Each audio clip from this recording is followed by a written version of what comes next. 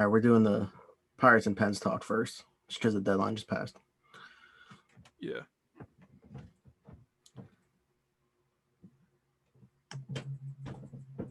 All right. It's live on YouTube. You ready?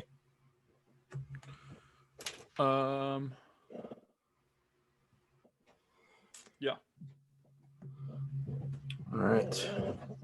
3, 2, 1.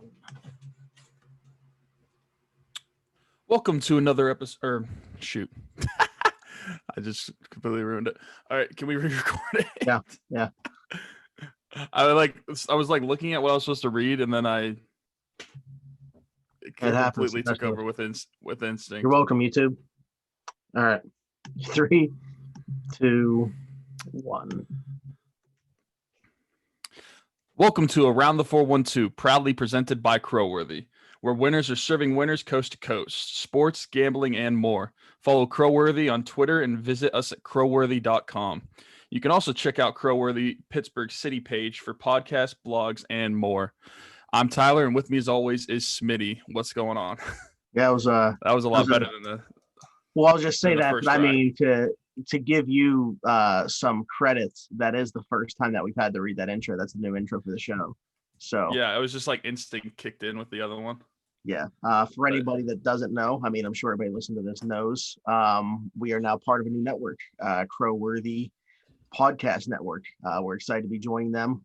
We're excited for what the partnership is going to become. We think it can become. So this is episode 1 of that happening. Everything, from a content standpoint, still going to look the same, sound the same. This is the Penguins Pirates, or if you would rather call it the NHL and MLB show, because we will be talking about just general topics in those leagues as well. If you're new to the show, due to finding us through Crowworthy, welcome. You can find us on Twitter at Around the 412. You can subscribe to the YouTube page if you're listening back to this, and hit that notification bell. Just search Around the 412 on YouTube. Follow us on Instagram at Around the 412. And other than that, today was deadline day for the MLB. As Pirate fans, we didn't know what to expect. We thought that we might see some faces shipped out. By the time 4 o'clock came around, the team decided to do nothing. I felt like there was going to be a lot of trades by the Pirates end, and not just to try to get rid of guys, but I mean, you got a brand new management. You're dealing with a underperforming team, so you're going to try to rebuild that, and the best way to do that is get prospects through trades, and they didn't do a single thing. Yeah, I mean, I guess I'm not like entirely surprised. There weren't many people that I thought would have a ton of value. At the same time, like, the Pirates did hold, honestly, like a lot of cards. Like, were there a ton of guys with value? No, but there weren't a lot of guys that they had to trade either. Like, Keone Kela is the only one that comes to mind, like, as an unrestricted free agent at the end of the year that's going to be leaving, going to be walking. So you would think that they would have looked to have dealt him. But other than that, like, guys like Chad Cole, Trevor Williams, Musgrove, some other guys that Adam Frazier, like, they still have control of those guys. So they didn't have to trade them, and maybe Ben Cherington's request was just too much for teams to pay up. So I got to give him, credit. It goes back to last year. We didn't deal a pitcher that we don't want to bring up his name on here. There was a lot of, flack, but at the same time, it's not good just to trade a guy, especially if you do still have that control. So yeah, I guess I was surprised. I thought maybe like Richard Rodriguez we could see traded. Keone Kela wasn't sure because of the injury concern there. And when it comes to starters, I mean, I know that teams like the Blue Jays had asked about Trevor Williams and Chad Cole. There's some talk about the Braves asked about Joe Musgrove, although he's injured right now. There was some chatter with Adam Frazier. I feel like he's been linked to like the A's for a while. And again, they end up not trading anybody. So what you see right now, as far as a team, is pretty much what you're going to see for the rest of the year, except for Brian Hayes is going to be joining the Pirates tomorrow before the series with the Cubs starts. Something that, as Pirate fans, we've been looking forward to. Again, with as bad as the team is, just looking for some things to like look forward to. This is one of those things. Yeah, I'm really excited about that. Actually, let me get his hat. I'll just put it on my head real quick. Yeah, this is his actual hat. But yeah, I'm really excited to have him finally come up. It's a bright spot to be looking forward to, even if he doesn't perform to what I'm sure a lot of fans would hope right away. I think it would just be refreshing to have a new face to watch, because this is one of your guys. He's your top prospect, so you're really looking for just to see what he can do at this level because he's never had a chance before. And it is frustrating watching other guys come up from other organizations and knowing the Pirates. It's just kind of how they work. They're going to wait to make sure they secure that service time, and then they'll bring them up, which I guess they did with Ke'Bryan Hayes, but it's finally reassuring to see that he's coming up. Yeah, we've been waiting for a long time. I mean, this is a 2015 draft pick. As you mentioned, we've seen guys come up that were just drafted like in 2018 recently, and like Joey Bart of the Giants. So, yeah, we've been waiting for this one for a long time. It's going to be awesome to actually watch him play. I feel like, there's going to be no question about it. The Glove's going to be able to play at this level. If he can hit at this level, that's really going to be the key as to if this guy is going to be, what his potential is going to be at this level. Is he going to be a 3 or 4 win guy just based off his defense alone, plus what that offense is going to bring? Yeah, I'm a believer in Ke'Bryan Hayes. I'm glad that they, his name has really never seriously come up in trade rumors or anything like that. And I'm very excited to watch him finally come up tomorrow. Whether it be due to, I know we do have a couple injuries. Don't know this, how severe they are, but, Colin Moran hasn't played in a little bit. Kevin Newman's been dealing with like a little bit of an oblique issue as well. So I don't know if that plays into it or if it really was just as soon as the deadline passes, Ke'Bryan Hayes is going to be coming up because then, they still have that year of service time. But yeah, super excited to watch him. And, again, I'll reiterate the fact that this season for the most part has been, a lost season. But, when you have one of your top 2 prospects ready to make their debut, it gives the fans something to watch. So everybody should be into that one. And when it comes to the glove, I think that he is definitely ready. And when it comes to the bat, I think if he can put together batting like 280, I would take that. Like, I don't think he needs to be this plus 300 guy that everybody is probably expecting him to be. With his defense, if he can be like a 280, 290 hitter, I would gladly take that. Yeah, get on base like a 330, 340 clip, maybe hit 18 homers. Yeah, I guess the only real question is his ceiling, because I feel like due to his defense, his floor is only going to be so low. Like, he's still going to have a pretty solid floor because of the defense. So it's just a matter of what his ceiling could be, and that's going to be completely determined by what he brings with his bat. But yeah, super excited. Obviously, we keep talking about it, but with that team not really doing much at the trade deadline, that's the storyline for the Pirates today, is the fact that Ke'Bryan Hayes is coming up. Yeah, for sure. And, there's a lot of guys that I thought could have been traded. Like, I thought one of either Trevor Williams or Joe Musgrove was going to be traded. Like, I thought we would trade at least one starting pitcher. I didn't want to trade Chad Kuhl, and I know he may have the highest value as a starting pitcher goes, but I just didn't want to trade him. I think he holds too much value for this team moving forward. But I thought Adam Frazier could have gone. I definitely thought Richard Rodriguez was going to be gone, but we've got all of those guys still. And I think there could be some trades in the offseason still. Like, I know I didn't think they should have traded Josh Bell this season because the value was low, but I think in the offseason they might move him just because I think the value would be a little different. Yeah, and you just wonder, how different this would be without this weird season. Because there's not a lot of guys that have performed well on the team. The team record is what it is, obviously. And that's, you could look at that and say that's pretty indicative of how guys are playing individually. So, we don't know what the trade value of these guys are. And Ben Cherington very well could be saying, you can look at these guys' numbers right now, but we think that they're much better players than what their numbers look like in what's, for the most part, been a lost season. So yeah, we feel like you got to think that in a normal season, you're looking at 4 months of work to look at when you're dealing with the trade deadline. And this season, you're pretty much having a month of work to look at. So the numbers are very skewed for a lot of players. Yeah. And that's why, the evaluation of these guys are going to be tough, but like what the Padres have done, they just seem to be all in on this sprint of a season. Acquiring Mike Clevenger, which has been rumored to be happening for the last 24 hours. We thought it was a done deal last night. It wasn't. It finally became a done deal today. I think there was 9 players involved. 9-player trade. That's nuts. Yeah. But yeah, for Mike Clevenger, a guy that has kind of fallen out of favor in Cleveland, and it's not due to performance. He looks like he's still a really solid pitcher. The body of work is great. So I know there was a lot of people saying he would have to like come up for a start to showcase himself. I mean, his showcase has been every inning that he's pitched really since he's come up. So he's a dynamic starting pitcher. I think San Diego is a very good fit for him. They're a team that I've kind of been pounding the table to acquire, a top flight pitcher because I love the rest of that roster. Them or the White Sox, I would have loved him there as well. But no, I really do like this trade for San Diego. They're again, I think it shows that they're kind of going all in. They have a very talented roster, a young roster, and they just keep adding to it.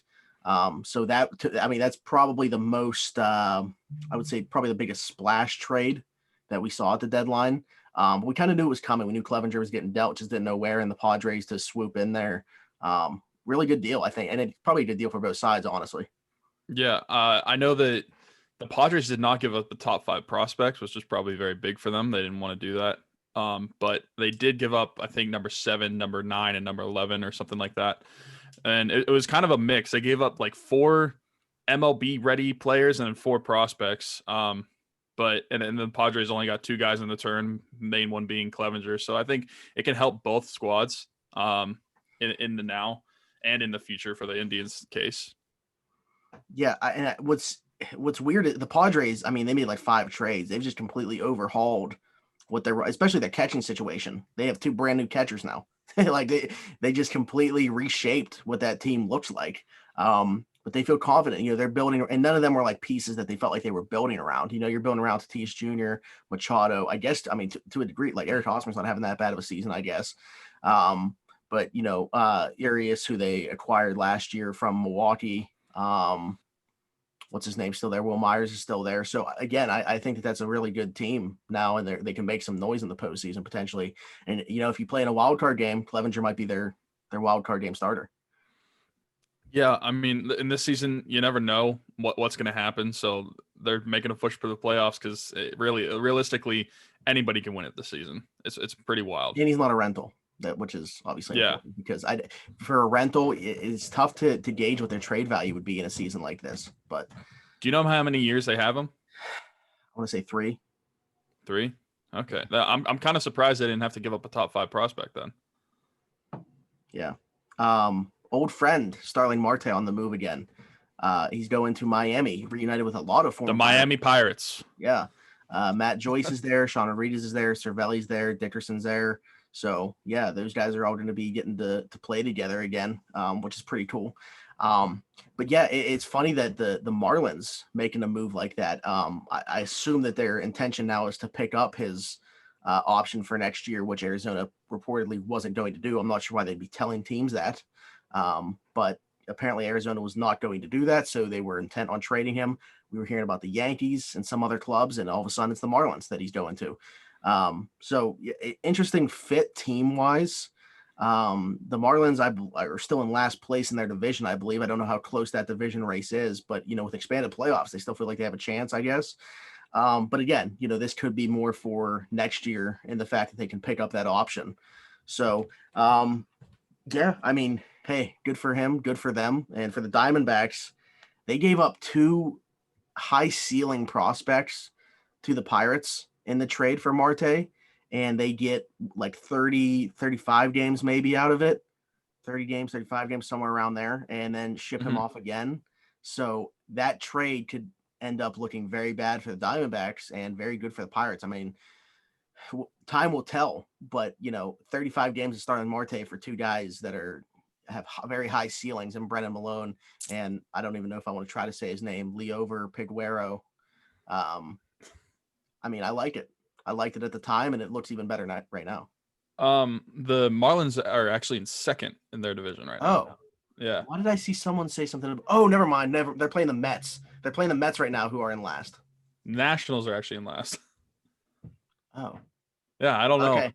I don't know what. Yeah, Marlins are in second. They're 15-15. That's right. They did start out really well. They actually were in the lead in that division for a while. Yeah. Yeah, when they made their comeback, they were in the lead for like. So I'm assuming it's what, Braves? Yeah, Braves are first, then Marlins, Phillies, Mets, Nationals. Interesting. So yeah, I mean the Marlins that's for now and for next year with Marte, and then if they're bad next year, probably trade them. and what's hopefully a regular season. Yeah, so for postseason, let me see if I can find this. I've never really looked up MLB standings before. Let's see. Wild card. Okay. So the Marlins are in the wild card right now. Yeah. Or they're tied for the wild card right now. Expanded. Let's say which spot, because you have the three division How do winners. I don't know really how the playoffs work. You're gonna have To be 5 honest. wild cards. 5 wild cards. Yeah, 'cause three division winners. But Okay, every team that's in second place is guaranteed a playoff spot. so when I'm looking at the national, okay, so they're guaranteed a playoff spot right now. I'm looking at the National League. You take out the leaders. The Padres are 3 games ahead, and then the Rockies or Marlins. It says they're even when it comes to wild card, and then the Phillies, Cardinals are half game back. Giants are a game back. Brewers are 1.5 games back. Somehow Pirates are only 5.5 games back, but thank goodness. I'm happy. Maybe that's why they didn't trade anybody. I mean, yeah. I'm happy that it wasn't like a normal year where if they're somewhat in contention, they were like wishy washy and kind of bought, but also kind of didn't. Yeah. Like although that's kind of a trade. What the Marlins did. I mean, the Marlins traded Jonathan Villar to the Blue Jays like simultaneously as they got Starling Marte. So yeah, interesting decisions. Some other moves. Mike Minor gets traded from the Rangers to the A's. Archie Bradley goes to the Reds, so he's coming into the division. I've always kind of liked Archie Bradley, so not too thrilled about that, but it really doesn't matter with where the Pirates stand. But no, I mean, for our standpoint, again, the Pirates decided to stand pat, and I can't say that I would necessarily I don't know what was going on. I don't know what the discussions were like. But again, it's in a weird season like this. I feel like a lot of teams are probably trying to buy low on guys on the Pirates, and Ben Cherington just wasn't having it. So that's probably the way things went. But the only thing I will say is, at least in my opinion, anybody that's not going to be on the club like next year, such as like a Keone Kela or anybody that's a free agent at the end of the season, I would have traded regardless of what you were getting back. Almost like a Gerard Dyson type trade. Like, who cares what we got back? Mm-hmm. Exactly. If they're not going to be on the team, what's it matter if you get a bag of balls? I mean, it's better than nothing. Yeah. But the big news, Brian Hayes comes up, and I don't know, I'm curious to see where he bats in the order right away, honestly, because typically when we see guys come up, we don't see them bat that high in the order. Will Craig came up and he was at the bottom of the order. Jason Martin, who we saw a little bit of last year, he came back to the season. He was batting ninth in his game that he played just yesterday or whatever. So going to be interesting to see where they are willing to put him right away, and how much faith they have in him. And I'm going to be curious to see how much he plays. I think he should play pretty much the rest of the year. Yeah, I think he should be pretty. Assuming that he isn't just absolutely awful, which God, I hope not. He should be an everyday starter from this point on. Or even if he's not a starter, at least be in every game, involved in some way. But I'm going to take a guess, and I'm going to say that maybe this is optimistic, that he's going to bat sixth in the lineup. So, Brian Reynolds actually right now on paternity leave. Congratulations to him that they're probably going to have their baby sometime here shortly, actually. So congratulations to Brian Reynolds and his wife. So that kind of changes the way that they would construct the lineup as well, because I'm not so sure. Like, even say like Moran, if Moran were there, maybe he plays first and Josh Bell DHs.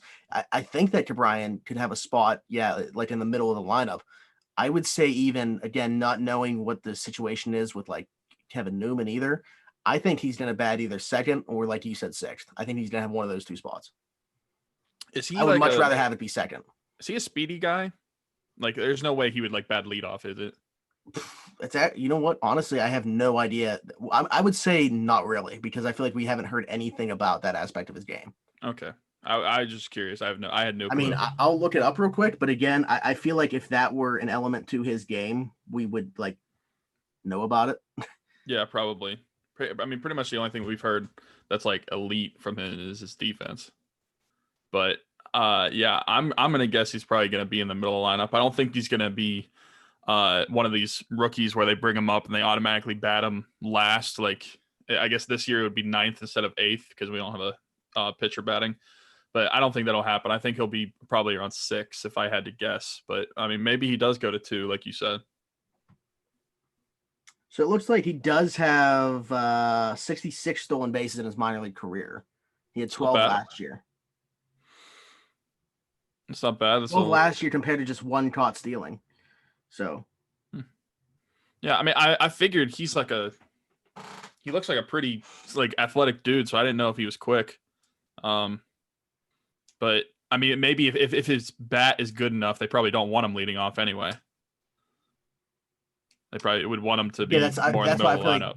Yeah, or I mean, a lot of teams they like to bat their best hitter in that number 2 spot. So your leadoff guy does it on it, gives them a little bit of an RBI opportunity. But they also like the number 2 spot. I think it averages out where they have like the most at bats in a season. Yeah, I always find it interesting to see where the philosophy of putting your batters are for each different teams and like how managers think, because like a lot of people put either the best hitter in the number 2, the 3, or the 4 spot, and it just depends on the team. And I always wonder like what decision making goes into that for each manager. Yeah, you see the analytics come into play, or are they just old school? Oh, this guy has to be my cleanup hitter, number 4. Not even that doesn't even guarantee him an at bat in the first inning. Yeah, I always thought that the cleanup hitter shouldn't necessarily be your best hitter. He should just be your best power hitter. Yeah. I mean, growing up, I always thought your best hitter batted 3rd, but I don't know. I mean, yeah, because if you put them 4th, again, you're not guaranteeing that they get an at bat at all in that first inning. So, yeah. Okay, let's shift the focus now to some NHL talk. So looking at what we said for our predictions for this current round. Trash. Stars are up 3-1. Mine are terrible. Vegas is up 3-1. Tampa Bay is up 3-1. The Islanders are up 3-1. So I had Colorado losing, Vancouver losing. I picked the Flyers losing, and I picked Boston losing. I am terrible. I'm happy that none of you took betting advice on me for these series because I would have lost you money so quickly. So my East is looking good because I took Tampa Bay. West is just terrible. Yeah. The Vegas Vancouver one doesn't surprise me. I feel like that could go either way. I said in 7, but the Colorado Stars series has been unbelievable to me. And I know that, Philip Grubauer is not playing, and I don't think he's coming back. Like, even if Colorado comes back in the series, they said he's probably out for the rest of the playoffs. So I don't like Colorado. I mean, it's easy to say now they're down 3-1. I don't like their chances now, obviously, getting out of this series. But even if they were to somehow come back in the series, I mean, a team like Vegas without Grubauer, I think, is just going to dominate them. And it's unfortunate that injury happened because Colorado, to me, like, was the clear-cut favorites in the West. And I felt like it was more of an open competition in the East. And now in the West, if it comes down to Dallas and Vegas, I'm picking Vegas pretty easily, honestly. Yeah, between those two things, I think Vegas is definitely the best overall team, which, I mean, sounds funny to me because you see Dallas dominating Colorado, which is completely shocking, I think. Not that Dallas couldn't win that series, but the way they're doing it, I think they're dominating the series, and I just didn't predict that. But yeah, Vegas kind of similar, where they're just piling it on Vancouver, and they went back to Fleury last night, which shout out to him. He got his 81st playoff win. He's now 5th all time. So kudos to that guy. But I think if it came down to Dallas and Vegas, I definitely was picking Vegas, even though I probably want Dallas to win just because, like you, I like Tyler Seguin, like Jamie Benn. Miro Heiskanen is awesome. He's a true superstar in this league. But yeah, this is definitely shocking compared to what I thought was going to play out. And these series, like, they're all like, none of them are tied at 2. They're all 3-1 series right now. So I mean, and there was only how many series in the first round even went to Game 7? I don't think that there was many. Like, I just feel like these series have been, moving along quick because teams are winning them like 4-1, 4-2. I don't even remember if the series went to 7. I honestly don't think they did. Because you're not counting the qualifying round, are you? No, I mean those were only 5 anyway. Yeah, yeah. So I don't think a series went to 7, if I'm not mistaken. Because I'm trying to think, and I really think everything went in like 5 or 6. Yeah, the last 2 that ended were Flyers winning Series 4-2 and Canucks winning Series 4-2. Yeah. Yeah, I will say I'm very happy, even though I'm wrong. I'm very happy about how the East is shaping up, because I would much rather have Tampa Bay and the Islanders moving on than the Flyers and the Bruins. What a heck of a head coach Barry Trotz is. I mean, we knew that already. When Nashville let him go, he was kind of a guy that I wanted in Pittsburgh, and thankfully we ended up with Mike Sullivan after having to go through the Mike Johnson experience. But terrible, but 2 months. No matter where he goes, his system, it works. I mean, in the long run, will it? I don't know. Will they win a cup with him? We'll see. But it worked in Nashville for a long time. He got Washington a Stanley Cup, and they argued about 1 year of contract term, and that's why he's no longer there. And now he's in New York, and what he did, he overachieved with him last year. He's doing it again this year, and he's 1 game away from the Eastern Conference Final. And I think it's a bigger tip of the cap to him for the team that he's doing it with. Like, when I look at the Islanders roster, they don't have like superstars. I mean, you could say like their biggest star is Matt Barzal, but even then, he's not like some of these guys like an Austin Matthews type. Like, I mean, Anders Lee, Brock Nelson, Jordan Eberle, Andrew Ladd, Josh Bailey, like these are solid NHL players, but he's doing it with a bunch of like, I feel like they're all like grinder players. They're not flashy like superstar types. In the goaltending more impressive too. Yeah, I know. They don't have they've never really had a clear number 1 goalie for the past few years. The defense has been really solid for them past couple seasons. That's definitely something that's they're above average at. Like, getting back to the goalie thing with Robin Lehner, like I thought Robin Lehner was going to be the guy there. He hits free agency, doesn't go back there. And I'm like, what the heck are the Islanders doing? Like, that's a huge mistake letting him go. They end up back in the exact same spot they were last year. Now they're 1 game away from moving another round that they got to last year. So they're right on the cusp of the Eastern Conference Final, when I've done nothing but pretty much question what they've done for like 2 years now. Like, they've turned me from a non-believer into a believer, and it's not the most exciting hockey to watch, but it doesn't have to be. I mean, it works. The most exciting thing for them and their fan base will be if they win the Stanley Cup. That's all they care about. For sure. I mean, honestly, it's kind of like I want to say they're just like the Devils teams of the early 2000s and 90s, because I don't think they play only a trap style. They are offensively skilled as well, but they are very boring to watch. And as long as you win the cup, who cares how they do it, as long as they win. And did you see that Brian Elliott and Greiss started last night's game? So Carter Hart didn't start. No, I knew Greiss did. I didn't know he started for Philly. Yeah, Carter Hart was sat down. I guess they were just hoping to ignite a change in them, kind of like the Penguins did against Montreal, but didn't really happen. Interesting.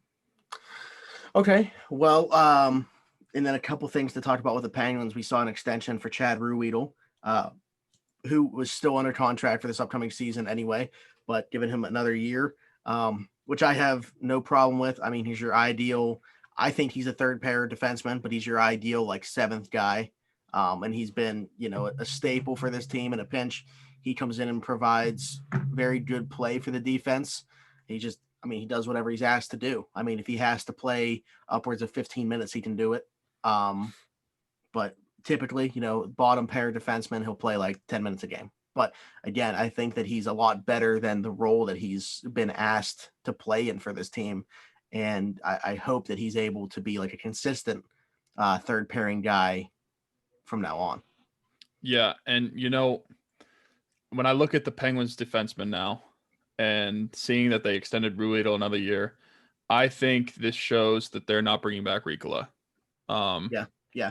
And because if you look at their defensemen, they have Chris Letang, Brian Dumoulin, Jack Johnson, John Marino, Marcus Pedersen, Chad Ruedel, and they signed Joshua Maniscalco. So that's who's listed on their cap friendly and their defenders. Juuso Riikola is listed as an RFA, and I think it's just showing that they don't need to sign him because there's at that point you've got 1, 2, 3, 4, 5, 6. You got 7 defensemen right there.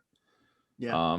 So and you're planning on picking up Pierre Oliver Joseph or Olivier Joseph, however you want to say it. So yeah, I think this is a good sign that Riikola is gone. Yeah, I mean, the organization, it's been pretty clear how they feel about him. It doesn't seem that there's a whole lot of trust in him. And when he's played, I mean, we see flashes. I think that it's apparent how good of a skater he is. But in his own end, I mean, he's not very strong on the puck. He doesn't want to seem to get dirty, on the boards, and he's not a very physical guy. He can get beat up a lot. And I think that, just the mental lapses, we see, Chris Letang when he has his mental lapses or because he's getting too aggressive and pinches what it turns into the other way. The only difference is he doesn't provide nearly the upside that Chris Letang has for this team. So it's all the downside with none of the upside with Riikola. And he's fallen out of favor with the organization, whether it be also due to things that we haven't seen, but they've seen in practice. Who knows? But we just know that he has not been a consistent player for this team. And now he's probably going to be out of the organization. So maybe it's an opportunity elsewhere. I'm not sure. Maybe his game's just better fitted to not be in the NHL. Yeah, I mean, that's unfortunate. He seems like a great guy. And I enjoyed watching him play, at least in the offensive zone. But, I mean, it is what it is. But while we're speaking of defensemen, I don't know if you saw it, that I forget. I don't know if it was Jesse Marshall that said it, but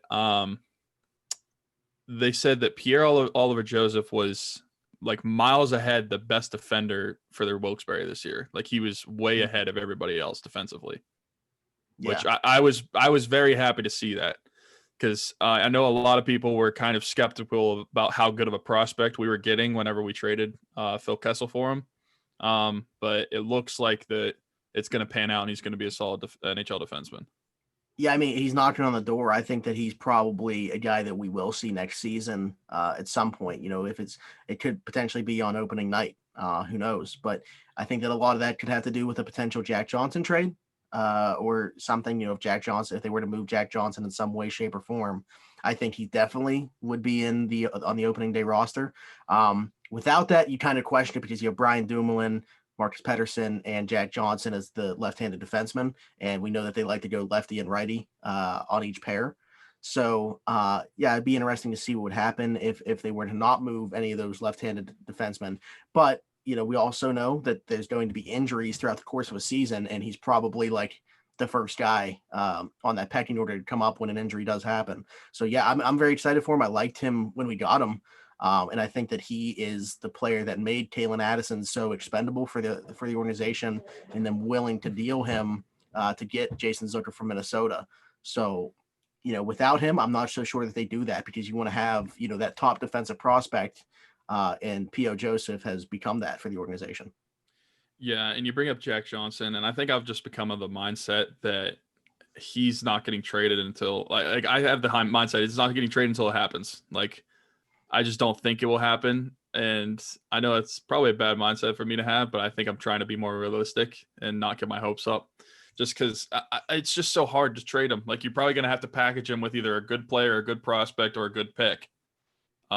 You're not going to find a team that really wants him. It's going to be a team that has the cap to be able to fit him and maybe even like buy him out themselves. Just because they can and we can't, but it's just doesn't look realistic right now. Yeah. Well, speaking of a good pick, I mean, let's go to that then. We haven't talked about the trade that the Penguins have made yet. Mm-hmm.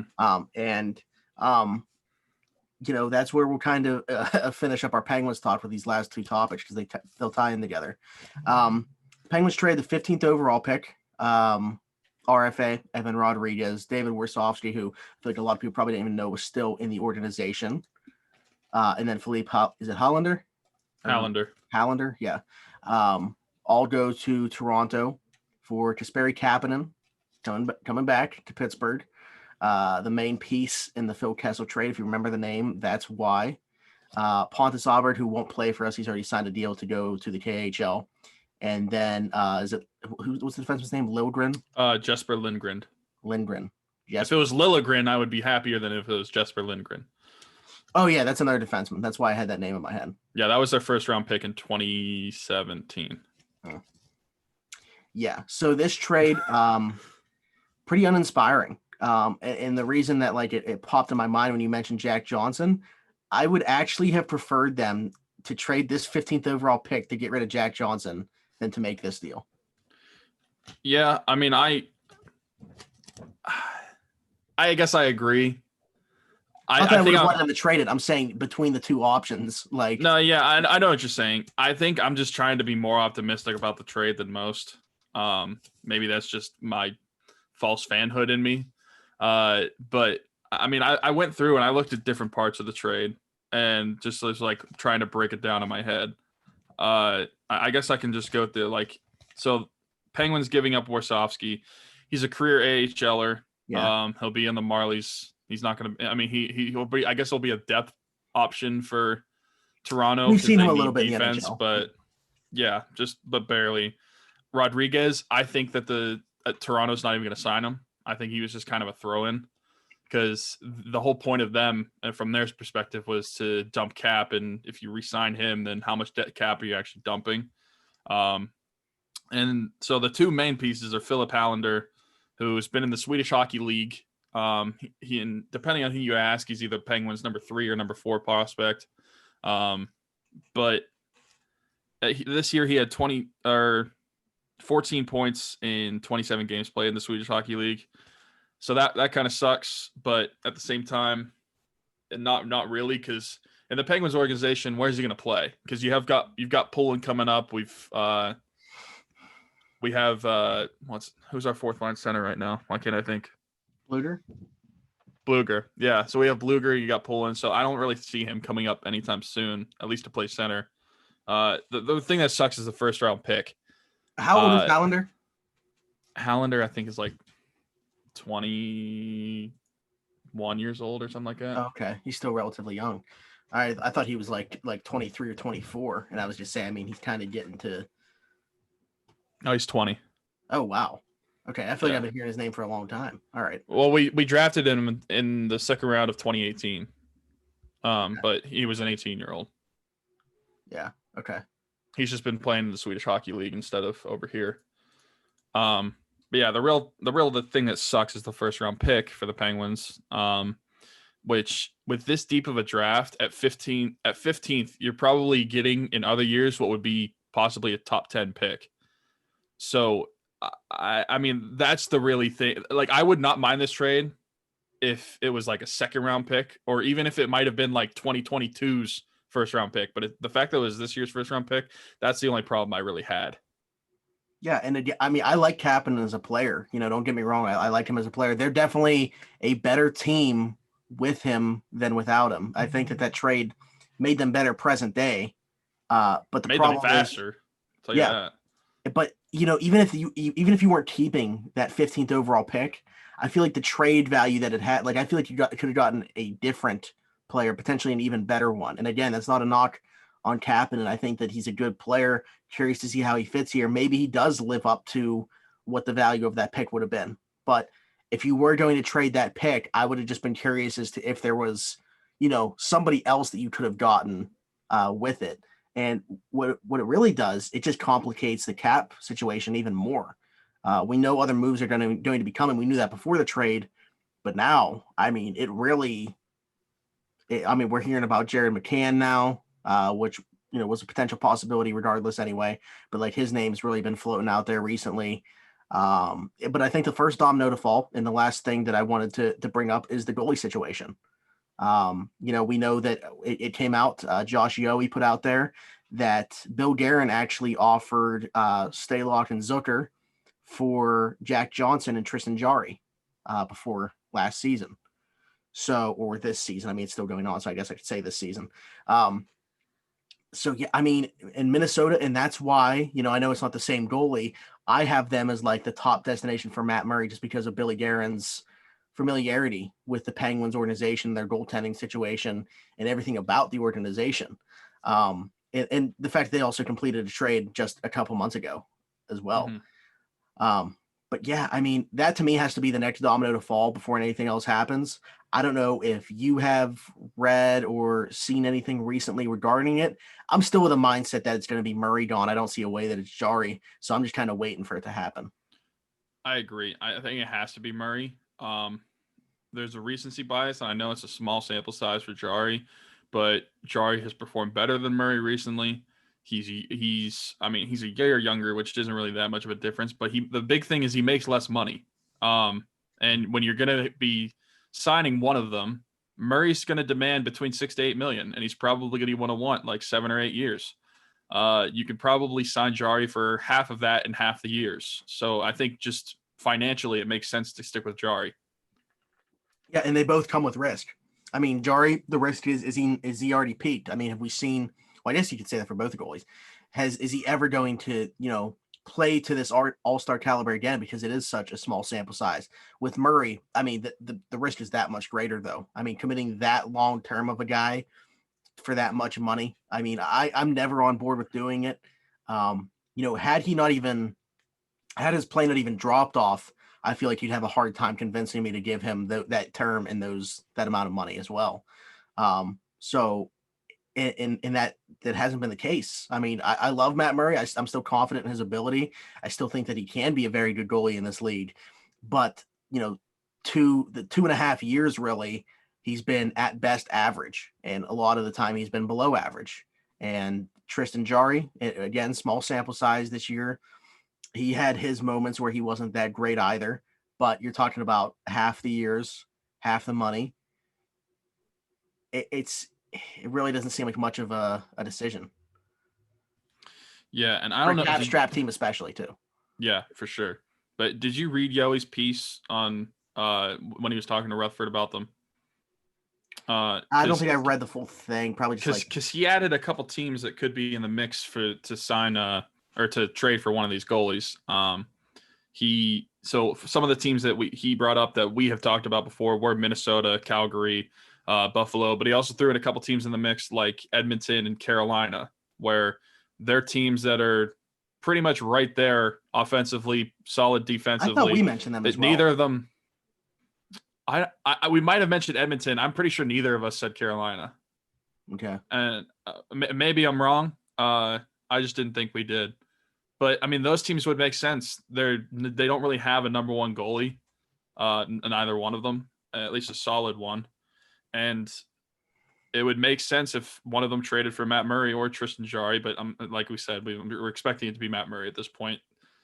Yeah, I think for Carolina, I mean, I love Carolina's roster, and I think James Reimer is solid, and I would think that he would still probably be like the backup there, and I think that'd be a very good like number two for Murray to play in front of. So I would love that situation for him. I think Buffalo would be terrible. I mean, for a guy that's trying to, get back into form, rebound his career, get back to where the level that he was when he won 2 Stanley Cups, careers go to die there. I don't think that that's a good place for him to be, from a hockey standpoint or mentally right now. Yeah. Poor Jack Eichel, by the way. That it must suck to be drafted there. I mean, imagine if the ping pong ball had been different in 2015. I wonder what Buffalo would be like if McDavid was there. Yeah. I mean would it be much different? To resign there, so that's on I know. Probably because they gave him a lot of money because he scored 40 goals. Mm-hmm.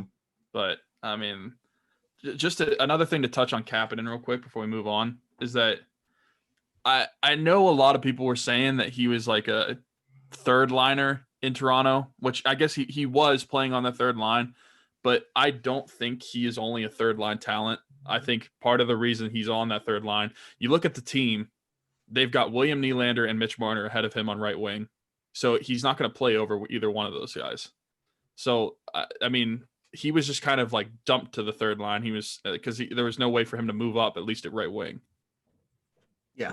And he's going to play. I mean, he has to play in the top 6. I mean, he literally has to try to warrant giving up the 15th overall pick for him. Mm-hmm. I mean, they're going to try him there. So hopefully he makes it work. I mean, do you think he starts with Gino or with Sid? I would expect him to start on Sid's right wing. I mean, I think he's a type of winger that Sid would love if he could score. Like if he's able to have a scoring touch, with his speed, and I know he's a solid defensive player as well, which he in his Talked about interview, that a lot. Yeah. yeah, he talked about in the interview that the Marlies helped him develop defensively because he said he was kind of like a one-dimensional player before he went there. So he's definitely a well-around player. I mean, Steve Dangle said that he's pretty much good for at least one breakaway every penalty kill. Because you look at the speed guys in the league, and he's probably top 10, maybe even top 5 fastest guys in the league. So I think it would be someone that Sid would really like to have, and if he can score, then that line could be really good. I'm really anxious to see it. Yeah, me too. But other than that, if you're watching on YouTube, not much is going to change. But we're about to switch over and do our All Steelers talk. So as I wrap up this episode, I will tell you guys about Keeks Barbershop. Keeks Barbershop is an old-fashioned barbershop. It's located at 180 Brighton Avenue in Rochester, PA. It's open 11 to 7 Tuesday through Friday and 9 to 4 on Saturday. Every Tuesday, he does $5 off for military personnel, first responders, and nurses. Again, Keeks Barbershop, 180 Brighton Avenue in Rochester, PA. I want to thank everybody for listening to the Around the 412 NHL and MLB talk. This has been a presentation of Crowworthy, winners serving winners. Don't forget to follow us on Twitter at Around the 412. Follow Crowworthy at Crowworthy. Visit the Pittsburgh City page at crowworthy.com to get all your podcast and blog needs. Thanks, everybody, for listening. We'll talk to you next time. Bye-bye. All right. Then you'll have to do the intro again. So Mentally preparing myself. All right. 3, 2, 1. Welcome to Around the 412, proudly presented by Crowworthy, where winners are serving winners coast to coast, sports, gambling, and more. Follow Crowworthy on Twitter at Crowworthy and visit us at crowworthy.com. You can also check out our Crowworthy Pittsburgh City page for podcasts, blogs, and more. I'm Tyler, and with me as always is Smitty. What is up? What's going on? You know something I didn't tell you that I feel like I should have, our last episode, was that I was in the hospital last night. Oh. I didn't so notice that. I didn't notice. So you remember whenever I called you asking you if my wallet was at your house? Yeah. That's because I needed to know where my insurance card was. And I don't know if you could tell on the call that I was very I was kind of like out of breath, talking quickly. I thought you were just like frantic trying to find your wallet, so didn't really think anything. Yeah. So I actually went to the hospital. All of a sudden last night, my side, my left part of my abdomen, kind of like on my stomach up front, was just inflamed and like so painful. It felt like someone was stabbing me with a knife, and it started off very severe very quickly and just got worse and worse and worse. So eventually I was like, all right, take me to the emergency room. I don't know what's going on. And so I went, and that's why I called you. But apparently I was passing a kidney stone, which I did not. Yeah, I did not know what was going on. But I had to get a CT scan. They sampled my urine, and they said it looked like there was red blood cells in my urine, so like blood in my urine. And so they said that could be indication of a kidney stone. And, you know, being the weird guy that I am, I was curious to know what red blood, because the nurse looked at it and she's like, it looks like there's red blood cells in your urine. I was like, okay, I want to see what that looks like. So I went and I grabbed the rest of my urine because I only poured part of it out. And I like looked up and I saw like a little, looked at a kidney stone. And when the nurse came back in, I said, was this it? Because at that point my pain had got away. Mm-hmm. So my pain was very severe for a very long time, but after like I had gotten the kidney stone out and it passed, my pain like went away, and I had no idea what was going on. But she said, yeah, that's what it was. So I have this. I don't know if you can hear it like shaking around in there. I can hear it, yeah. Yeah. So there's this. It's crazy because I mean it's probably like if you took like 4 or 5 grains of sand and put it together. That's like how big it is. But that was the Causes worst that much pain Yeah. I have ever experienced in my entire life. And I'm not joking. That is by far the most painful thing I've ever experienced. And the woman's that at the desk in the hospital said she would rather give natural childbirth than pass a kidney stone. So like she said that it's a very similar pain. So I guess you can say I know what it's like to give a birth to a baby. Wow. So And yeah, with that, completely forgot to tell you, but yeah, here's my kidney stone. and with that, we welcome our listeners, old and new, potentially. If you were just joining us through our relationship with Crowworthy, welcome. This is Around the 412. I'm Smithy. That's Tyler. We do 2 episodes a week, one covering the Steelers, which is the one you're listening to. If you're looking for Pens Pirates content, we put out a separate podcast for that as well. But welcome to our All Steelers talk, where we're going to talk about mainly Steelers. There's a little bit of stuff going on around the NFL as well, which we'll talk about. So let's start there. Let's start with the stuff that's not related to the Steelers. Big news: Leonard Fournette has been waived by the Jaguars after 3 years. A move that we you could say saw coming. I mean, the writing has been on the wall for a while for them moving on. Kind of thought it would happen via a trade. Apparently, they couldn't get anything for him. They said they couldn't get a 5th-round pick. They couldn't get a 6th-round pick. No one was offering them anything. They tried, and it sounds like they were the desperate ones. Like they were the ones calling teams. Like, what will you give us? Nothing. All right. Well, we'll move on to the next team. And nobody was offering up anything for this guy. And so to switch gears, I have Leonard Fournette in a fantasy league. I literally picked him just because of Jacksonville. Like the opportunity was to be so great. I honestly, around the league, I don't know where he could go that now would give him much fantasy relevance. But from a real life perspective, 2017 4th overall pick, not looking for a job.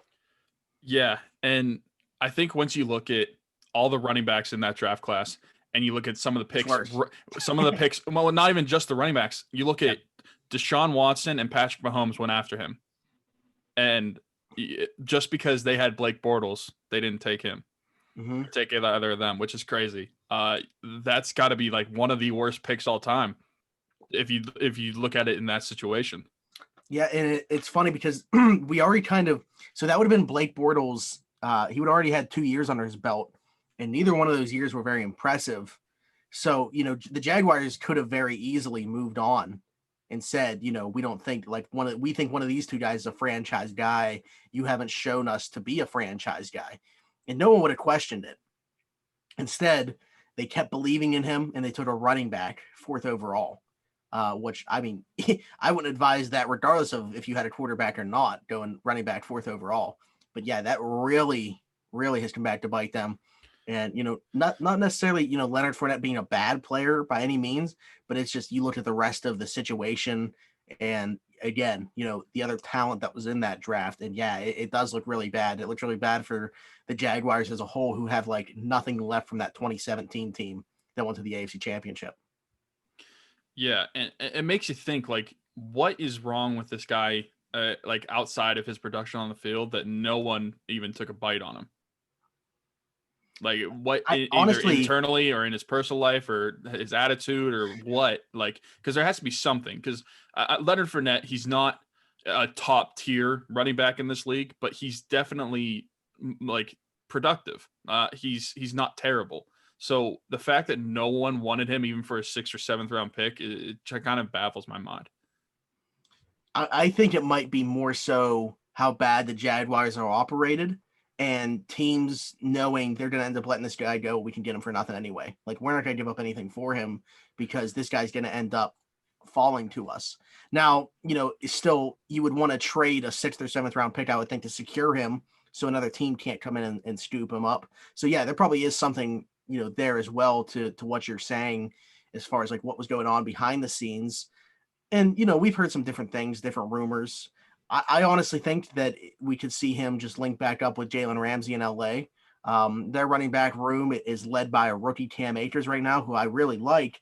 But again, he's a rookie. It's been a weird offseason. How much of the playbook can he get into? I know Leonard Fournette would be, coming into a new situation, having to learn a new playbook as well. But he has NFL experience.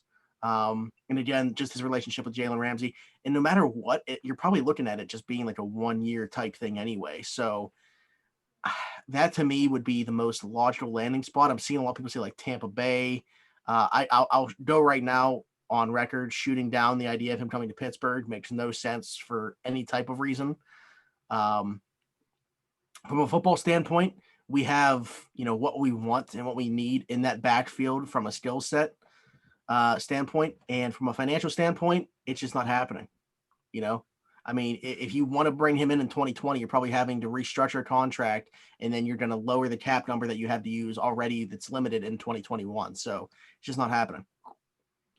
And I think that makes the pick of Anthony McFarland, if you brought him in, worse, because how is he going to be utilized in that case then? You already have three running backs, and you plan on using all three. You bring in Leonard Fournette, that just kind of like is taking carries away from at least one, if not two, of those running backs. So yeah, it makes absolutely no sense. Another team I saw him linked to, though, that didn't really make sense to me, maybe your mindset is different, is the Chiefs.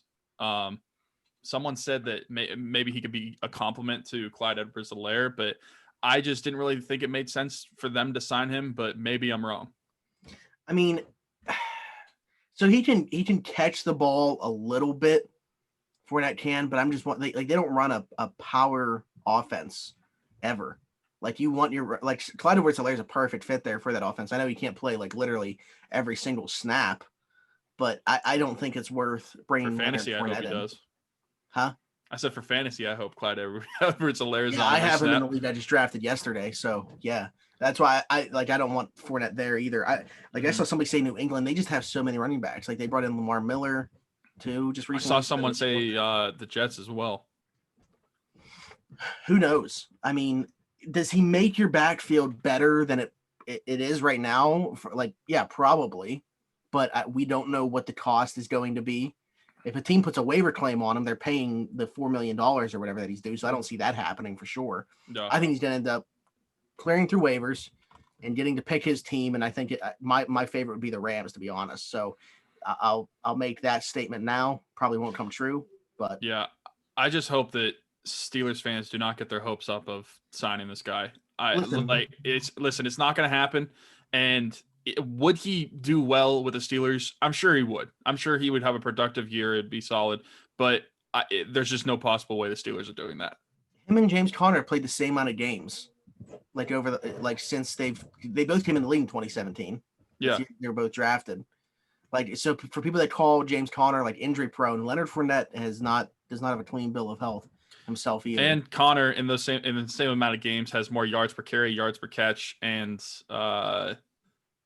definitely better. Some other stat he left in. Probably receptions. I mean, he's better as far as receiving the ball out of the backfield for sure. Leonard Fournette's probably the better, power running back, but that's why we have Benny Snell. Again, I feel like signing Leonard Fournette would just be a slap in the face to the hard work that our running backs have put in already. Mm-hmm. So Steeler fans, don't get your hopes up. Don't hold your breath. It's not happening. Another running back, Alvin Kamara, has not been at practice for the Saints the last 3 days. My first round pick in our I'll say your draft pick. I'm not too worried about it. For the reason that, we saw Dalvin Cook threatening to hold out. He's back there now. I think he's just trying to make a statement. He would be fined more than what his game checks are if he were to not play, especially considering he wasn't a first round pick. It's really not worth it for him to hold out. Ideally the Saints get a deal done with him and it doesn't even become a scenario where there is any animosity, but I think regardless, game one, he's going to be there. I'm not too worried about it. Would I've liked to have had Latavius Murray available maybe to handcuff him? Sure, but he's already owned in our league, so it is what it is. I don't see this situation, really being prolonged into the regular season. Maybe I'm just being optimistic as an Alvin Kamara owner, but I look at, the way that things are and the way that we've seen things go and think that he'll be there week one. Yeah, I agree. I don't see this going to the regular season like we've seen with some other guys. Like you said, it would be cost more to him to miss games than it would be to play them. So financially, it doesn't really make sense. And I get you're looking for the new contract, but I think the Saints will work on that to get it done. He's such a valuable back in this league. Not even just from a fantasy perspective. I mean, when he's on, he's scoring a lot for you. Although I did find it funny. I saw a tweet saying it was Taysom Hill seeing that Kamara is sitting out and is the Undertaker sitting up because he'd be getting a lot of touches, I guess. Kamara had a down year last year. In quotes, still he's the only running back to catch over 80 passes each of the last 3 seasons. So obviously very valuable to that team, especially Drew Brees. You know, he's not getting any younger, and Alvin Kamara, Michael Thomas. Those are the 2 guys he's going to be funneling short to intermediate passes to. So he is a huge Sure. part of that offense. I don't see a way that the Saints don't make the situation right with him. I think that they honestly do something contract wise before week 1, but even if not, he's going to be there week 1. Yeah, I What are you agree. looking at? I think I was curious. Christian McCaffrey. I just wanted to see his receptions, and he's actually done 80 the last 3 seasons as well. So what? How many He each season? He did in 2017 80, Okay. 2018 So it was probably 100, over 107. Okay. I think it was over 80. Yeah, because he had 80 Technical. Yes. Yeah, because he had 107 last season and 116 or 107 the season before that, 116 last season. That's ridiculous. 116 receptions. Yeah, as a running back. And he also had on top of that, he ran the ball 287 times. Insane. Yep. He had 1,300 or almost 1,400 rushing yards and over 1,000 receiving yards. Crazy. An injury, a pretty significant one for the Eagles. Their recently drafted first round draft pick receiver Jalen Reagor goes down with an injury. Looks like he'll miss about a month. Very unfortunate. He looked like he was going to be. We've heard glowing reports at training camp after there were some questions about his hands coming out. It's been all good news from training camp. He was expected to step in and pretty much right away be the top wide receiver there. Obviously, you have the 2 tight ends to compete with targets for, but as far as wide receivers go, it looked like he was going to be that number 1 guy in that room. So this is very unfortunate for them. It's a month. Luckily, hopefully he's able to just after that month jump right back into that offense and be the guy that he looked like he was going to be throughout training camp. And he's able to get back on that same page with hopefully Carson Wentz. He's also dealing with an injury. But be interesting to see, but this is very unfortunate, especially for a rookie guy who's already had a weird off season. This kind of sucks for him, but yeah. And when it comes to being in the receiving room in Philly, it's really not that hard to be the number 1 receiver. So I think he would definitely would have ran away with that. I'm job. their number 3. So yeah, I mean, when you got Carson Wentz through 4,000 yards and didn't have a receiver who received for over 500, it's probably not that hard to be the number 1 receiver. I think you could pull it off. But yeah, I mean, it's his shoulder. I believe he tore his shoulder. Oh, labrum, was it his labrum? Yeah. I don't know if it was. Yeah, that's your shoulder, right? Yeah. Okay. I don't know. Yeah. But yeah, that sucks for him. Hopefully he comes back healthy and can get right back in there and be the number 1 receiver. Also, hey, my PlayStation just turned on, or the volume, I should say. So I can hear myself. Hold on. No, but yeah, the last thing that's not related to the Steelers, we actually are going to be seeing a new face when we match up with the Giants in week 1. Logan Ryan signed a 1-year deal there. Can't believe that dude was still a free agent. He had a great year last year. Actually, you don't have to buy into the top 100 list all that much, but he was one of the NFL's top 100 players this year. I think came in right around 80. But yeah, signs a 1-year, $7.5 or something $1 million deal to go to the Giants. Great deal for them. I don't think it moves the needle too much for them as far as a team, but I mean, that's a steal in my opinion, as far as the player that he is. And now Big Ben will see him week 1. Yeah. I mean, he had last year in Tennessee, he had 4 interceptions, 113 tackles, 4.5 sacks. It's pretty shocking that he lasted this long to not get signed. His agent started marketing him as a safety as opposed to cornerback that he's played like his entire career. So I'm curious to see how the Giants use him, being that they already have Jabril Peppers there and Xavier McKinney. But he also had 4 forced fumbles as well on top of the 4 interceptions. Nice. Well, we'll see. Yeah, it's pretty shocking. But okay, so time to talk about some Steelers stuff. There's not a whole lot going on at training camp, but there's a lot of things that we really haven't gotten to touch on. We've mentioned them, but they haven't been main talking points on the show. The one thing that is new is David DeCastro popped up with a lower body injury. Mike Tomlin said he hopes he's able to get back out there soon. Not much clarification there as far as what the injury is or any type of timeline for him to come back. just hopefully soon. And yeah, we definitely hope that's the case. Their best offensive lineman by far every year. He's in the All-Pro conversation. He's one of the best guards in football. So he would be a huge loss should he miss any time. So yeah, hopefully he's ready to go 2 weeks from tonight against the Giants.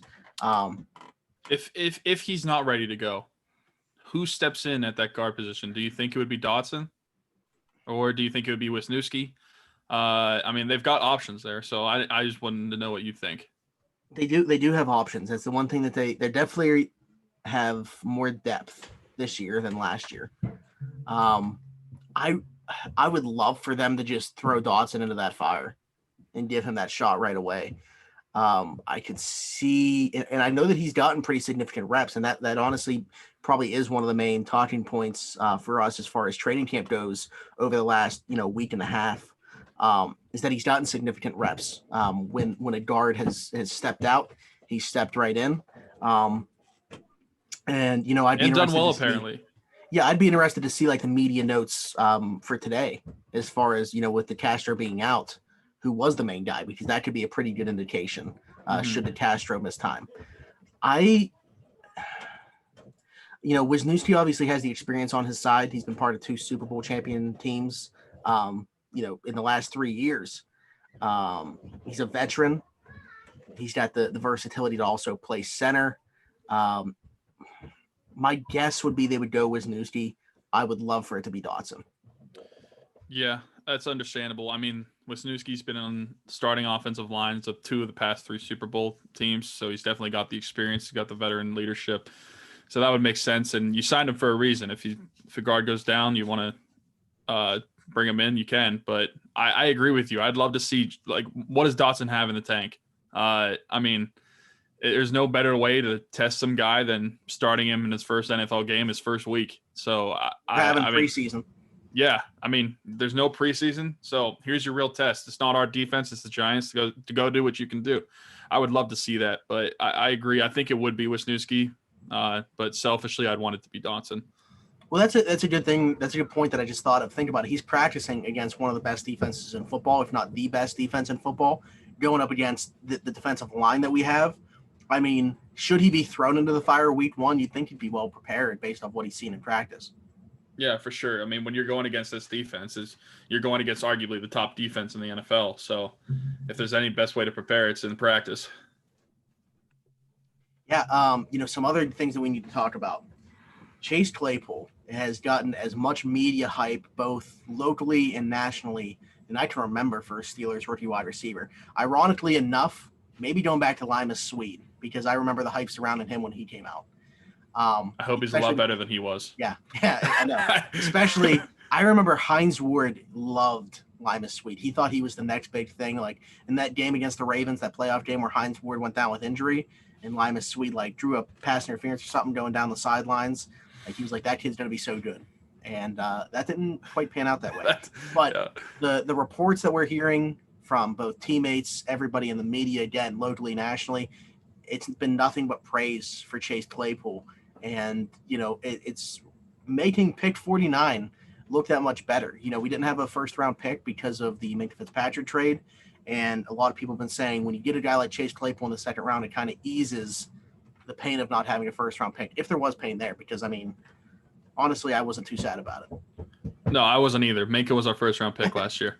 But I brought it up to you on Saturday when we had our fantasy draft that I feel like he is the wide receiver that's being talked about from this draft right now. I have not heard anything about Judy, Ruggs, CeeDee Lamb, like any wide receiver that came before him. I mean, really, the first thing I heard of Jalen Reagor was because he was injured. I have not seen any wide receiver from this draft class be as hyped up as he is. And I told you, I think possibly with this, if he lives up to the hype, could he be the steal of the draft for the Steelers, getting him at 49? I mean, if depending on his performance, because everything that we've seen, everybody loves him. We know Ben likes him. All of his teammates like him. The media likes him. I think the red zone threat with him and Ebron especially is going to be something real for the Steelers. And I'm really excited to watch him play because, like we said, when we liked the pick whenever it was made, but now I'm beginning to love it, and I haven't even seen him play. and again, it kind of goes back to the same thing, with Kevin Dotson matching up with the defensive line that he has to in practice. You aren't getting much better than that. I mean, look at the secondary that Chase Claypool is going against every single day in practice. One of the better secondaries in football as well. So, and I know Steven Nelson has actually, kind of put the clamps on him a couple times in the red zone, but I also know Chase Claypool very impressively caught some touchdowns over Joe Hayden and made Joe Hayden have the remarks that he did towards Chase Claypool with the high praise that he's had, which is kind of why we bring him up. I think Chase Claypool is just he's built for the NFL from day one. I don't think that he needs the preseason to be successful. He seems like a super intelligent guy as well, which bodes well for his role. Maybe not just having to play on just special teams and in the red zone like we might have thought due to this weird off season and everything like that. Like he seems like he can pick everything up and be good to go as soon as that first whistle is blown. So yeah, I'm excited to watch him long term, but I think even in the short term, there's definitely a role that he's carved out for himself. And maybe it does start in the red zone, and it's going to be fun to watch, him and Ebron and see what the personnel looks like when they get down into the red zone. But I think long term too, I think that he's really somebody that the Steelers feel like they can build around. Yeah, and we talked about this a couple weeks ago where we've thought about how long it would take for him to become wide receiver 3 over James Washington. And honestly, with the hype that he's getting and how he's performed, I think there's a possibility he could be wide receiver 3 like at the start of game 1. Yeah, and it's really not necessarily anything that James Washington did. He's also put in work. I think he looks a little bit different. I think he transformed his body pretty well. Ben talked pretty highly of James Washington just the other day. I think I agree with you. I think that it's just the skill set. I think Claypool's skill set's more versatile. And if there is a guy in that wide receiver room between Washington, Juju, and Deontay Johnson, that this year their role is going to be taken by Chase Claypool, it's James Washington. Now, that could completely change, obviously, should Juju leave in free agency. Things should get very interesting. But, yeah, year one for Chase Claypool, the guy who's, kind of on, I don't want to say the chopping block, but needs to watch out in terms of their snap count, it's James Washington. Yeah, and I'm like getting myself hyped up. As you were talking, I was thinking about defenses trying to scheme against whenever you say you go 4 wideouts and you put Juju, Deontay, Chase Claypool, and James Washington. Who are you covering? Like, you're going to have to double cover probably one of them. You can't single cover all of them. So that is just going to be a mismatch for, I feel like, any secondary in the league. Yeah, I don't know how teams are going to scheme against it. And we're going to see probably a lot of empty backfield, but they want to use a lot of 2 tight end sets as well. It's going to be. Yeah, I completely forgot when they put Ebron on the field or McDonald. Like, there's a lot of different combinations that can make this team very hard to cover. Because, for example, like if you have Claypool out there, he's bigger than all the corners and the safeties, and he's faster than all the linebackers. So he's just like a mismatch for whoever's covering him. Yeah. And I don't, I think that we're going to look back and how many receivers ended up being taken in front of him? Because you had Ruggs, Judy, Lamb, Rager, Jefferson, Pittman. Was that it?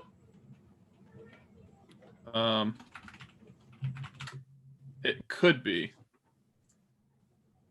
Let me see.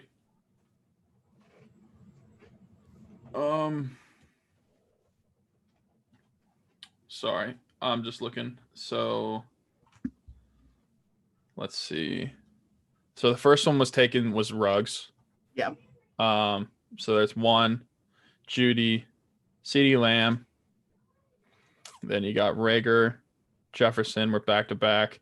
Brandon Ayuk. Oh, yeah, okay. T. Higgins. Oh, yeah. Michael Pittman Jr. Laviska Shenault. KJ Hamler. And then Chase Claypool. So he was the 10th wide receiver taken, if my math is right. Okay. Yeah, and there's not like any of those guys. I actually hate the fit for Laviska Shenault in Jacksonville, but I like Shenault the player. Mm-hmm. There's none of those guys that I think jump out to me like they should have been taken in front of Chase Claypool. But yeah, as you mentioned, like when you look at like the training camp hype, if it translates, there's gonna be a lot of teams thinking they should have taken Chase Claypool instead of the receiver they did. Yeah, and it's crazy to think like we weren't really expecting them to take Chase Claypool in the second round either. We could have thought like he would have probably gone in like the third round or later in the second round, but Yeah, we I ended know a up lot getting of him people 49. like a lot of people had him mocked at like 102, and I was like, I don't think he's getting there, but is he worth a pick at 49? Could they trade back if that's the guy that they really want? Uh, and maybe they could have, but that's really not the Steelers' identity. When do they really trade back? Um, if they like the guy, they're going to take him there. They don't really care about like, was this guy worth a pick here? Um, which is fine. I completely get it. But yeah, he wasn't like a name that was on our radar really. I mean, I remember him saying he only talked to the Steelers like one time, and they met with other guys more just at the Senior Bowl alone, like Van Jefferson, who I actually really like. He was drafted by the Rams. Um, he met with the Steelers twice alone at the Senior Bowl, like formal meetings. And Mm-hmm. Chase Claypool just had one meeting with the team. That was it. And they were impressed enough, liked him enough, and here he is. Yeah, and I mean another that player from this draft that we've heard a lot about is Alex Highsmith, who was on our show a couple months ago. Yeah. We've seen a lot of guys saying that he is going to be like a legit NFL player. He's ready for this league, which is another exciting thing to get him at 102. Yeah, he's like he just sounds like a guy that can step right in and produce whatever role that you ask him to. I think he's going to have a role on special teams, but it's pretty much an open competition between like him, Ola, and Tuzar Skipper, who's going to be like that third guy when Bud or TJ come off the field. And Alex Highsmith's kind of like planting his flag to be that guy. And yeah, I'm excited for him. I think that he's a perfect fit for the Steelers, and we talked about that when he was drafted. It just made too much sense, like scheme wise, personality wise. He just seems like a Steeler. Everything about him, the family, they just seem to buy into the culture. It was a match made in heaven. Yeah, and I think the way that this training camp has gone, and hopefully the way that the season goes for him, it'll fit nicely, and he can just slide on into that starting role next year, assuming that Bud Dupree is gone, because we're pretty much all expecting that. Yeah, kind of going to be like bittersweet. Should that happen, that's what most people are expecting to have happen. I'll be extremely excited for Alex and his family, and think that he'll do well there and everything like that. But it was such a long process to get Bud to be the player where he is now, and to only get to reap the benefits of that for a short period of time. Just that short period of domination that him and TJ had. You would want it to be longer, but you completely understand if he's going to price himself out, and we have other priorities such as getting Cam Hayward a new deal. If you're listening at Steelers. Yeah, and I mean, when you look at what Alex Highsmith has been doing this camp and what we expect from him as a player, hopefully there isn't really too much drop off, if any, whenever he takes over that starting role after Bud leaves. And that's who he's going to be learning from. We're not talking about like bringing a guy outside the organization to replace Bud.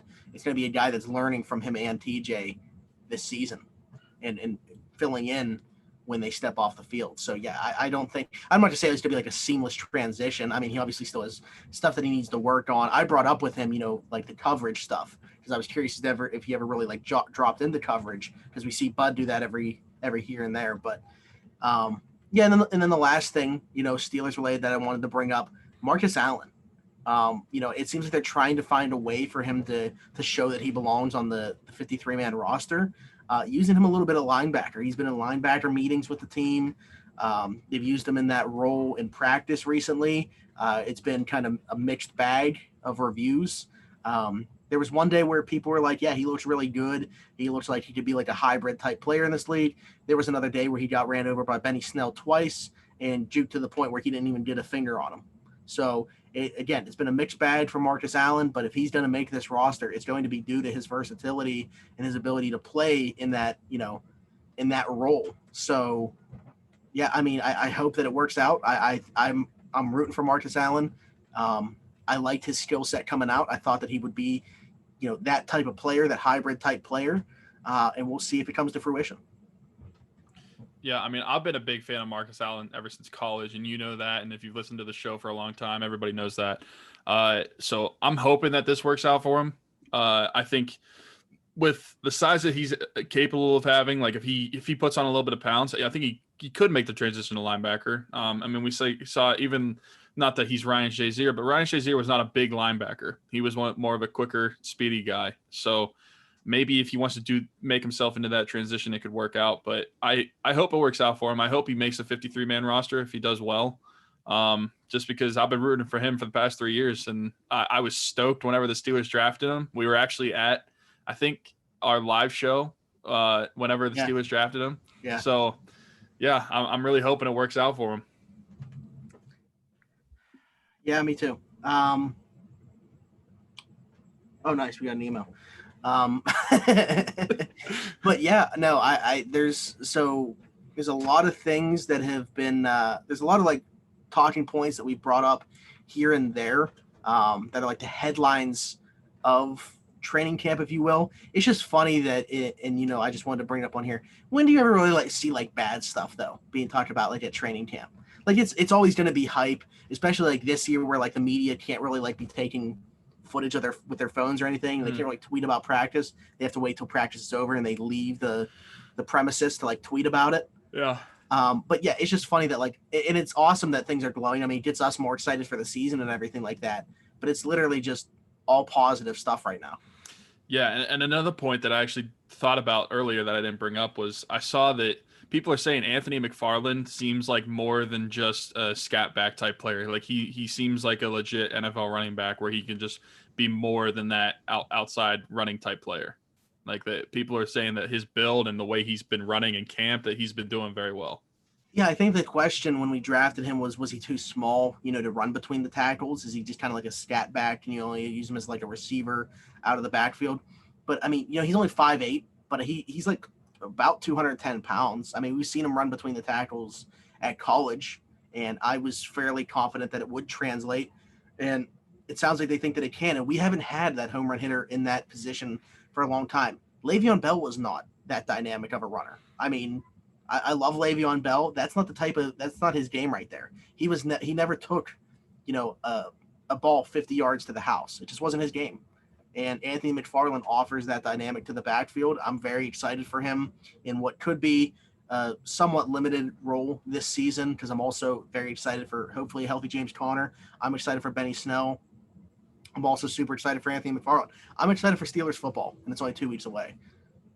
Yeah, it's pretty nuts. We're pretty much here.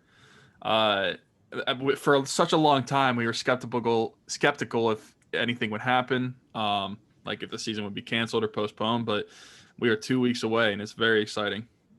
Yeah. Okay. So last thing for anybody that's listening, we wanted to do something for just the people that are listening. So we're not going to put this on our Twitter or anything like that. As you guys know, we've done a couple of t-shirt designs with DC4L Customs recently. They wanted to give away a shirt to one of our loyal listeners. So you literally have to be listening to this right now to know that this is happening. I want you to DM us DC4L. That's it. Just DM us DC4L. We'll go with fourth since 4 is in their name. Their fourth person to do so will get a free t-shirt from them. It doesn't have to be the ones that we came up with. They said it could be any shirt that's on their site. But they wanted to give away a shirt to one of our loyal listeners because of our newfound partnership with them. So DM us the number 4 if you'd be interested, and we'll see if you're the fourth person to do so. Other than that, we'll tell you guys about our sponsor, Teach Barbershop. Teach Barbershop. It's an old-fashioned barbershop. It's located at 180 Brighton Avenue in Rochester, PA. He's open 11 to 7 Tuesday through Friday and 9 to 4 on Saturday. Every Tuesday, there's $5 off for military personnel, first responders, and nurses. Again, that's Teach Barbershop, 180 Brighton Avenue in Rochester, PA. Stay on the lookout for some other news. We do have another sponsorship in the works that I'm hopeful we can talk about on our next episode. You guys have already seen it on Twitter, but I just, yeah. You looked at me. I was like, I don't know if I should say anything. No, I mean, so anybody that like also follows us on Twitter, like we talked about it on there. But next week when we do the show, we're actually going to have a sponsorship to talk to you guys about and show you what something looks like. So stay on the lookout. Thanks for listening, everybody. It's been another episode of Round the 412. This has been a presentation of Crowworthy. where winners are serving winners coast to coast. Don't forget to follow us on Twitter at Around the 412. Don't forget to follow them at Crowworthy, and head on over to the site, crowworthy.com. Go to the Pittsburgh City page, check out all the podcasts, including us, the blogs, and more. Other than that, it's been Smitty, it's been Tyler, and we'll see you next week. Bye-bye.